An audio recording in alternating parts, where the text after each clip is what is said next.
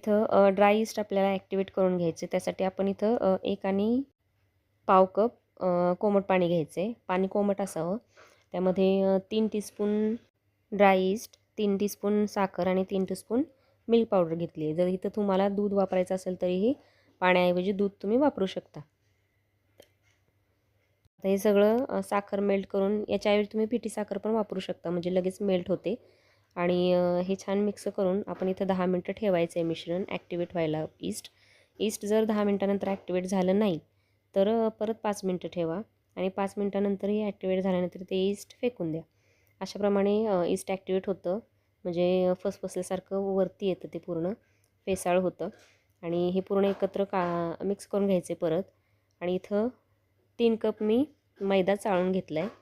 त्या 3 कपमध्ये हे ॲक्टिवेट झालेलं ईस्ट आपण एकत्र करून पूर्ण मळून घ्यायचे. छान आपण 10 ते 15 मिनटं छान हे मळून घ्यायचं मिश्रण.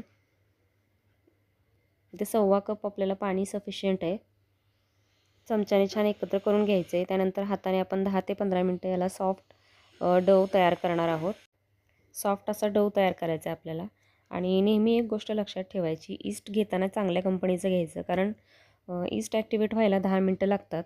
मग जर ॲक्टिवेट नाही झालं तर मग ते परत पूर्ण फेकून द्या आणि परत दुसरं ईस्ट वापरा. तर इथं हाताने मी मळून घेणार आहे. एकदम सॉफ्ट डव तयार करणार आहे.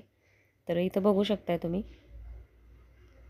जर तुम्हाला थोडंसं वाटलं की थोडंसं पातळ वाटतं तर 1-2 चमचे तुम्ही मैदा ॲड करू शकता.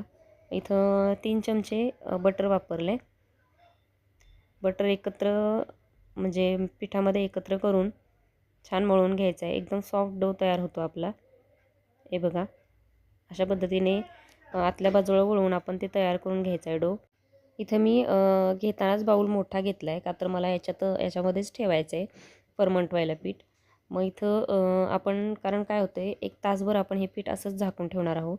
हे पीठ आहे त्याच्यापेक्षा डबल फुगतं. मग जर तुम्ही दुसऱ्या भांड्यात ठेवणार असाल तर त्याला बटर किंवा तूप लावून हे पीठ त्याच्यात ठेवून 1 तासभर झाकून ठेवायचे. तासाभरानंतर हे पीठ मस्त फुगलेले आहे. हे तुम्ही बघू शकता. इथे पीठ आहे त्याच्यापेक्षा डबल झालेलं आहे. तर आता हे परत पीठ आपण 10 मिनटं मऊसर होईपर्यंत मळणार आहोत. इथं या पिठाचे मी 16 इक्वल पार्ट केले आहेत. म्हणजे थोडंसं एकदम सॉफ्ट झाले पीठ, त्याच्यामुळे ते सुरीला किंवा आपल्या हाताला चिटकू शकतं. तसं जर होत असेल तर इथं हाताला आणि सुरीला दोन्हीला तूप किंवा तेल लावून घ्यायचं, मग छान पार्ट होतात. इथे मी 16 इक्वल पार्ट पोळपाटावर करून घेतले. तर तुम्ही जर किचनचा सरफेस यूज करत असाल तर तो स्वच्छ करून त्याच्यावर थोडंसं पीठ स्प्रेड करून तुम्ही ते करू शकता. पण हेही सोपं पडतं.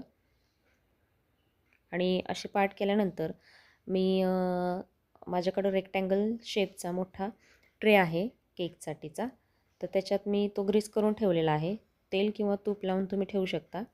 तर आता हे जे छोटे छोटे गोळे आहेत आपण आतल्या बाजूला वळवून घ्यायचे. म्हणजे तुम्हाला मी दाखवते. आता हा जो टीन आहे माझ्याकडं, तो केकचा टीन रेक्टँगल शेपमध्ये आहे. आता हे जे गोळे आहेत आपल्याला असे आतल्या बाजूला हाताला थोडंसं तेल किंवा तूप लावून आतल्या बाजूला असे वळवून घ्यायचे, एकसारखे करून घ्यायचे ते. आणि थोड्या अंतरावर हे सगळे ठेवून घ्यायचे. कारण काय होतं आहे, आपण हे 40 मिनिटं परत ठेवणार आहोत. मग याची साईज परत डबल होते आणि एकदम सॉफ्ट होतात ते. अशा प्रकारे तुम्ही हे आतल्या बाजूला वळवून थोडीशी स्पेस ठेवून प्रत्येक गोळा असा ठेवून घ्यायचा आहे. इथे बघू शकता तुम्ही मी कसे आतल्या बाजूला वळवून घेते पीठ. सगळे गोळे अशाच रीतीने आपण थोडा गॅप ठेवून एकसारखे वळवून घ्यायचे गोलाकार देऊन.